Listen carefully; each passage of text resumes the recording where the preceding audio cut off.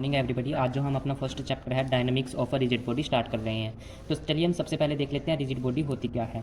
A body is said to be rigid if the gap between the particles remain same even after applying the external force. तो जब भी हम अगर किसी body के ऊपर अगर हम फोर्स भी लगा ले और उसके पार्टिकल्स के बीच में डिस्टेंस चेंज ना हो तो उसको हम क्या कह देते हैं, रिजिड बॉडी। जैसे आप ये पेन देख सकते हैं, पेन पे मैंने फोर्स लगाया, फोर्स लगाने के बाद भी इसकी शेप चेंज नहीं हुई। शेप चेंज नहीं हुई मतलब इसके पार्टिकल्स के बीच का डिस्टेंस चेंज नहीं हुआ। मतलब अगर वो पार्टिकल यहाँ पे था और फोर्स लगाने के बाद भी वो यहीं पे रहेगा, ऐसा नहीं होगा कि फोर्स लगाने के बाद यहाँ पे आ जाएगा।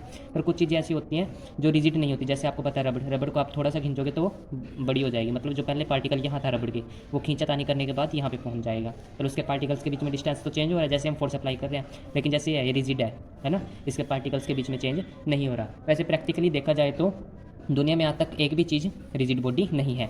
ऐसा क्यों है? क्योंकि आप किसी ना किसी चीज़ को कितना फोर्स लगा के थोड़ा ना थोड़ा एक्सटेंशन या उसको कंप्रेस कर सकते हो, है ना। कोई भी दुनिया में ऐसी चीज़ लगभग नहीं होगी जो इलास्टिसिटी बिहेवियर शो ना करती हो। मतलब हर एक चीज़ लगभग इलास्टिसिटी तो होती ही है, चाहे वो थोड़ी हो बहुत कम। ठीक है, तो वही है कि practically there is a no rigid body but according to theory every solid body can be considered as rigid body. पर हम थ्योरी के अनुसार किसी भी सॉलिड चीज़ को हम रिजिड कंसीडर कर सकते हैं क्योंकि उसमें आसानी से शेप चेंज नहीं होती। जैसे ये इसमें शेप चेंज हो रही है, मैं फोर्स अप्लाई कर रहा हूँ, पर अगर मैं रबड़ पे फोर्स अप्लाई करूँगा तो उसकी तो शेप चेंज हो जाएगी क्योंकि वो सॉलिड नहीं है, ये सॉलिड है। ठीक है जी, चलिए अब मोशन, रिजिड बॉडी के मोशन के बारे में पढ़ेंगे। पहला है ट्रांसलेशन मोशन। ट्रांसलेशन मोशन होता क्या है? A motion in which all the points of a body moving uniformly in a single direction. अगर कोई बॉडी है और उसके जितने भी पार्टिकल्स हैं, ठीक है, और वो सब सेम डायरेक्शन में चल रहे हैं तो उसको हम क्या कहेंगे, ट्रांसलेशन मोशन। जैसे कि देखिए ये कोई बॉडी है, इसका कोई पार्टिकल ये है और ये इस डायरेक्शन में मूव कर रहा है, तो मतलब मूव करने के बाद भी ये इसका पार्टिकल यही है। ठीक है, एग्जाम्पल के तौर पर आप देखिए, जैसे ये रिंग है मेरे पास, इसका जो पार्टिकल है मान लो यहाँ पे, जैसे मैंने इसको मोशन में लाया, देखो ये मोशन में चला पर लेकिन इसका पार्टिकल अब यही है। ठीक है, मतलब कि मोशन में तो आ रहा है लेकिन इसके पार्टिकल जो वहीं थे तो वहीं के वहीं है, मतलब कोई डिस्टेंस में चेंज नहीं आ रहा। मतलब कि देखिए जैसे ये मोशन है ना, ये ऐसे चल रहा है, मतलब अगर कोई पार्टिकल यहाँ पे है तो वो यहीं कहीं है मोशन में चलने के बाद भी, है ना। ठीक है, ये होता है ट्रांसलेटरी मोशन। भी अगर मोशन में कोई चीज़ आ रही है, इसका मतलब है कि अगर कोई चीज़ ऐसे है तो ऐसे ऐसे चलेगी सीधे सीधे, मतलब कि ताकि उसका जो पार्टिकल है वो चेंज ना हो, जैसे आप देख सकते हैं। ठीक है, नेक्स्ट है रोटेटरी मोशन। चलिए डेफिनेशन पढ़ लेते हैं, रोटेटरी मोशन होता क्या है। When different particles of a body undergo same angular displacement, जब जितने भी पार्टिकल्स हैं बॉडी के वो सेम एंगुलर डिस्प्लेसमेंट के साथ आगे बढ़ते हैं। ठीक है, मान लो कोई ये चीज़ थी ऐसी, ठीक है, इरेगुलर बॉडी, और जैसे ये यहाँ पे हिंज थी और जैसे ही मैंने इसको हिलाया, जैसे आपने अपनी लैब में बार पेंडुलम देखा होगा ना, ऐसे या आपने इसको थोड़ा सा मूव किया तो ये मान लो घूम के थोड़ी यहाँ पे आ गई। ठीक है, अब मान लो यहाँ पे पार्टिकल था और यहाँ पे पार्टिकल्स था, इनके बीच में एंगल देखो, जितना यहाँ था, मान लो यहाँ से यहाँ आ गई ना घूम के, हिंस तो एक ही जगह हो रही है, यहाँ पार्टिकल्स था, यहाँ पार्टिकल्स था, और एक यहाँ था और एक यहाँ था। ठीक है, अब देखेंगे, देखिए पार्टिकल्स के बीच का डिस्टेंस सेम है, जो पार्टिकल यहाँ था वो वाला पार्टिकल यहाँ भी है, और यहाँ का एंगल भी आप चेक कर लो, चाहे ये मान लो एंगल थीटा है तो ये वाले पार्टिकल भी थीटा एंगल से, मतलब वो होंगे डिस्प्लेस, और ये वाले पार्टिकल्स भी थीटा एंगल से डिस्प्लेस हुए हैं क्योंकि थीटा ये एंगल बन रहा है ना यहाँ पे। रोटेशनल मोशन समझ गए आप कि पार्टिकल्स के जो है वो मोशन तो कर रहे हैं और उनका जो एंगल है मतलब मोशन करने का वो सेम है। एग्जांपल के तौर पे आप देखिए, जैसे पार्टिकल है, ठीक है, अब ये ऐसे ऐसे चल रहा है, मान ले ये पार्टिकल है, ये ऐसे ऐसे रोटेट करते हुए चल रहा है। जैसे कि आपने देखा होगा गाड़ी का टायर है, वो गोल गोल घूमता तो है लेकिन आगे की तरफ चलता है ना। तो मान लो उसका जो गोल गोल घूमना होता है वो होता है रोटेटरी मोशन, कि वो रोटेट कर रहा है। ठीक है, क्या कर रहा है, रोटेट भी। अगर ये पार्टिकल यहाँ था और ऐसे रोटेट हुआ तो ये वाला पार्टिकल भी तो इतना ही रोटेट हुआ। मान लो जैसे रिंग थी ना, इस रिंग का ये पार्टिकल घूमा और यहाँ पे पहुँच गया तो यहाँ वाला पार्टिकल भी तो और यहाँ वाला पार्टिकल भी तो थोड़ा थोड़ा आगे डिस्प्लेस हुए होंगे, है ना। अगर यहाँ पे पहुँचा तो ये वाला यहाँ पे पहुँच गया होगा और ये वाला यहाँ पे पहुँच गया होगा। तो अगर इनके बीच का एंगल देखें हम थीटा से, तो अगर ये थीटा एंगल से थोड़ा आगे हुआ तो ये भी थीटा एंगल से ही थोड़े आगे होके हुए होंगे, मतलब जिसमें सारे पार्टिकल्स डिस्प्लेस सेम एंगल से होते हैं। समझ में आ गई बात, ये होता है रोटेटरी। अब हम बात करते हैं जो हम चैप्टर में पढ़ रहे हैं, क्या रिजिड बॉडी का मोशन कैसा है, motion of a rigid body. तो आपको बता दें कि रिजिड बॉडी का मोशन जो होता है वो कॉम्बिनेशन होता है ट्रांसलेशन मोशन एंड रोटेटरी का, मतलब कि वो रोटेट भी कर रहा है और आगे भी बढ़ रहा है। जैसे आपने देखा होगा किसी बाइक का टायर है, वो रोटेट भी करता करता आगे की तरफ बढ़ता है, तो किसका मोशन है, रिजिड बॉडी का मोशन है। जैसे कि देखिए ये रोटेट करता करता मतलब घूमता घूमता आगे की तरफ जा रहा है ना, ऐसे मतलब रोटेट भी कर रहा है और आगे की तरफ भी जा रहा है। तो ये मोशन कौन सा है, मतलब ट्रांसलेशन तो हो रहा है, मतलब कि पार्टिकल्स आगे की तरफ जा रहे हैं ऐसे, और रोटेटरी भी हो रहा है कि रोटेट भी कर रहा है ऐसे ऐसे, रोटेट करते करते जा रहा है ना आगे। तो ये हो गया आपका कौन सा motion, translatory plus rotational motion. तो होता है आपका रिजिड बॉडी का motion. To study the general motion of a body rigid, two things are very important. First, its position at each instant of time, मतलब कि हर एक इंस्टेंट पे इसकी पोजीशन क्या और ये कितना ओरिएंट हुआ है। जैसे कि आप देख लें कि जैसे ये आगे आगे चल रहा है, आगे आगे चल रहा है और रोटेट भी हो रहा है, तो इसका मान लिया पार्टिकल यहाँ पे आ गया है ना, तो इसकी पोजीशन तो चेंज हुई ना, कि पहले यहाँ था, जैसे है आपके पास लिंक, इसका पार्टिकल पहले यहाँ था, अब जैसे ही रोटेट हुआ, ये देखो इसका जो पार्टिकल है वो कहाँ पे आ गया, यहाँ से यहाँ पे आ गया है ना, इसकी जो है ये पोजीशन चेंज हुई। पोजीशन के साथ साथ आप देख सकते हैं अगर आप इसके सेंटर से ऐसे लाइन ज्वाइन करेंगे तो इसका एंगल भी चेंज हो गया है ना। तो जो रिजिड बॉडी का मोशन होता है वो दो चीज़ें पे डिपेंड करता है, जैसे एक तो उसकी पोजीशन हर एक इंस्टेंट पे कैसी होती है और एक इसकी ओरिएंटेशन। ठीक है जी, ये होता है आपका motion of a rigid body. तो चलिए अब हम एनालॉजी पढ़ लेते हैं ट्रांसलेटरी मोशन और रोटेशनल मोशन के बीच में। जैसे हम मास को ट्रांसलेशन मोशन में कैसे पढ़ते हैं, एम ट्रांसलेशन मोशन की, जब हम बॉडी को रोटेट नहीं करते, सिर्फ ऐसे ऐसे पढ़ते हैं। ठीक है, ये चीज़ है सिर्फ ऐसे ऐसे जा रही है, रोटेट नहीं कर रही, तो उसमें हम मास को एम मतलब मास का मास ही लेते हैं। लेकिन जो रोटेशनल मोशन है उसमें मास का रोल कौन प्ले करता है, इनर्शिया प्ले करता है। इनर्शिया हम आने वाले चैप्टर में समझेंगे होता क्या है। फोर्स एफ से डिनोट होता है, लेकिन जब रोटेटरी चीज़ में हम फोर्स लगाते हैं तो टॉर्क में माना जाता है। टॉर्क इज इक्वल, जिसको हम टाउ कहते हैं, टाउ इज इक्वल टू आई मतलब इनर्शिया इनटू अल्फा।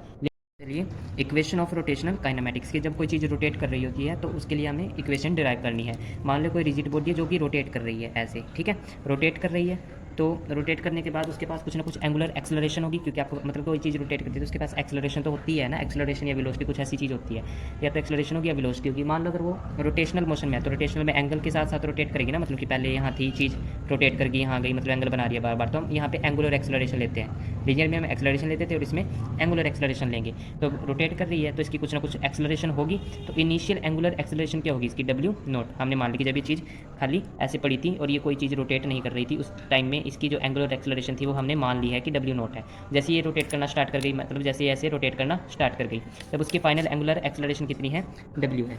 अब आपको पता है, पीछे आपने पढ़ चुका कि अल्फा इक्वल टू डी डब्ल्यू अपॉन डी टी, मतलब ये डब्ल्यू नहीं है ओमेगा है, ठीक है। अब डी डब्ल्यू की वैल्यू मतलब डी ओमेगा की वैल्यू आप निकालेंगे अल्फा इंटू डी टी। अब आपने थोड़े के लिए आपने मतलब कि थोड़ी सी अल्फा के लिए थोड़ी सी एंगुलर एक्सेलरेशन के लिए आपने निकाल लिया। अब आपको इंटीग्रेट करना पड़ेगा पूरे के लिए, तो पूरी रिंग के लिए मतलब इसने पहले तो थोड़ा सा रोटेट किया ना, मतलब थोड़ी सी एंगुलर एक्सेलरेशन आई, अब पूरा रोटेट कर दिया, तो पूरे के लिए हम इंटीग्रेट करेंगे क्योंकि पहले हमने डिफरेंशिएशन का यहाँ पे यूज़ किया है। तो d omega equal to alpha constant है डी टी, है ना। अब जब ये थी इनिशियल पे तो ओमेगा कितना था, डब्ल्यू नोट हमने अभी लिखा, और जब फाइनल पे आ गया तो ओमेगा कितना था, ओमेगा था। टाइम जब चला ही नहीं तो जीरो ही काउंट करेंगे हम, मान लो ये थी ये रोटेट ही नहीं करी, मतलब टाइम क्या है यहाँ पे जीरो, जैसे रोटेट करेगी तभी तो काउंट करेंगे ना हम टाइम, तो टाइम कितना था टी। तब इसकी डिफरेंशिएशन करेंगे तो डब्ल्यू और डब्ल्यू नोट, इसकी डिफरेंशिएशन डब्ल्यू होती है अल्फा, और यहाँ पे 1 की टी हो जाएगी, टी 0, ठीक है। तो कितना आएगा, डब्ल्यू यहाँ पुट करेंगे डब्ल्यू माइनस के, फिर ये पुट करेंगे डब्ल्यू naught is equal to alpha, T यहाँ पुट करेंगे तो टी और माइनस के जीरो फिर पुट करेंगे, तो W minus W naught is equal to alpha T. यहाँ से ओमेगा की वैल्यू निकाल लेंगे, ओमेगा मतलब डब्ल्यू में यहाँ ओमेगा होता है, omega is equal to alpha t plus omega naught. अब ओमेगा का फॉर्मूला आपको पता है, ओमेगा मतलब कि एंगुलर वेलोसिटी मतलब कि डिस्प्लेसमेंट अपॉन टाइम, और इसमें डिस्प्लेसमेंट किससे डिनोट करते हैं हम, थीटा से, D theta upon d T. इसकी वैल्यू आप इस इक्वेशन में पुट कर देंगे, तो यहाँ पुट करेंगे d theta upon d t is equal to alpha t plus omega naught, ठीक है। अब डी थीटा की वैल्यू यहाँ पे निकालेंगे, डी थीटा और टी से मल्टीप्लाई कर देंगे, alpha T D T plus omega note D t, ठीक है जी। अब इसकी दोबारा से इंटीग्रेट करेंगे, ऐसे इंटीग्रेट, थीटा मतलब पहले रेस्ट पे था तो उसने कुछ चला नहीं, मतलब कुछ भी एंगल कवर नहीं किया, तो मतलब यहाँ पे हमने क्या पुट कर दी, जीरो। और जैसे ये चीज़ चल गई मतलब कि अब इसने कुछ ना कुछ एंगल कवर किया होगा, थीटा, है ना। मान लो पहले रेस्ट पे थी ना, तो थीटा तो जीरो ही होगा क्योंकि उसने कुछ चला ही नहीं, तो एंगल कितना कुछ भी नहीं बना रहा, लेकिन अब चलना स्टार्ट कर दिया तो एंगल कुछ ना कुछ बनाएगा, हमें पता नहीं कितना बनाएगा, तो हम थीटा मान लिए यहाँ पे। तो यहाँ पे जीरो से थीटा चल दिया, और यहाँ पे देखेंगे आप ये टी है, अल्फा कॉन्स्टेंट है, अल्फा हम बाहर रख लेते हैं, यहाँ पे टी जीरो से टी जाएगा, और इसका भी डी टी मतलब ओमेगा नोट भी कांस्टेंट है, टी यहाँ पे बना मतलब डी टी की डिफरेंशिएशन करेंगे जीरो से टी। अब डिफरेंशिएशन करने के बाद देखिए क्या आएगा, डी थीटा की करेंगे तो क्या बनेगा, थीटा बराबर इसकी करेंगे अल्फा, और टी की करेंगे टी स्क्वायर अपॉन 2 मैंने बाहर लिख लिया, टी और जीरो प्लस ओमेगा नोट क्योंकि कांस्टेंट है, और इसका करेंगे कितना आएगा टी, इसकी भी लिमिट करेंगे जीरो, टी से जीरो, और इसकी भी लिमिट क्या थी, थीटा से जीरो, बारी बारी पुट करेंगे तो कितना आएगा, theta is equal to alpha by 2 t square plus डब्ल्यू नोट, टी की वैल्यू यहाँ पुट करेंगे टी, ठीक है जी। तो थीटा की वैल्यू आपकी कितनी आई, डब्ल्यू naught into t plus half alpha t square, ये आपकी इक्वेशन बन गई 5। अच्छा, अब आप अल्फा को ऐसे लिख सकते हैं, अल्फा क्या होता है, d omega upon d t, और d omega upon d t को आप ऐसे भी लिख सकते हो, d omega upon d theta multiply d theta upon d t, ठीक है। आप ऐसा क्यों लिख सकते हैं, ताकि आप जो है यहाँ पे वैल्यू पुट कर सके, ठीक है। अब क्या करेंगे आप, अल्फा डी थीटा, अब आप बताएंगे मुझे अल्फा इज इक्वल टू क्या था, ये कैसे ले देते ना, D omega by D theta ऐसे रखेंगे, अच्छा D theta by D T क्या होता है, ओमेगा ही तो होता है, पीछे पढ़ चुके हैं आप। तो ये वैल्यू अल्फा की आप इस इक्वेशन में पुट कर देंगे, ठीक है। तो आपके पास क्या आएगा, चलिए पहले हम इसे सोल्व कर लेते हैं। डी थीटा इस साइड ले जाएंगे तो omega d omega is equal to alpha d theta. अब इसको हम इंटीग्रेट करेंगे दोनों side, omega d omega, alpha बाहर आ जाएगा, डी थीटा इसकी वही वैल्यू रहेंगी 0 से थीटा और इसकी ओमेगा नोट से ओमेगा, वैल्यू पुट करेंगे यहाँ पे। तो ये पहले इसका इंटीग्रेशन करेंगे, वाई स्क्वायर ये आएगा डब्ल्यू अपॉन ओमेगा नोट, मतलब ये ओमेगा है, डब्ल्यू तो वैसे ही निकल जाता है मुँह से, अल्फा यहाँ जाएगा थीटा थीटा और यहाँ पे 0, तो कितना आएगा ओमेगा स्क्वायर अपॉन 2 बाहर माइनस ओमेगा नोट का square is equal to alpha into theta. ये 2 आप इधरली साइड ले जाएंगे तो omega square minus omega naught square is equal to 2 alpha into theta. तो ये आपकी फाइनल इक्वेशन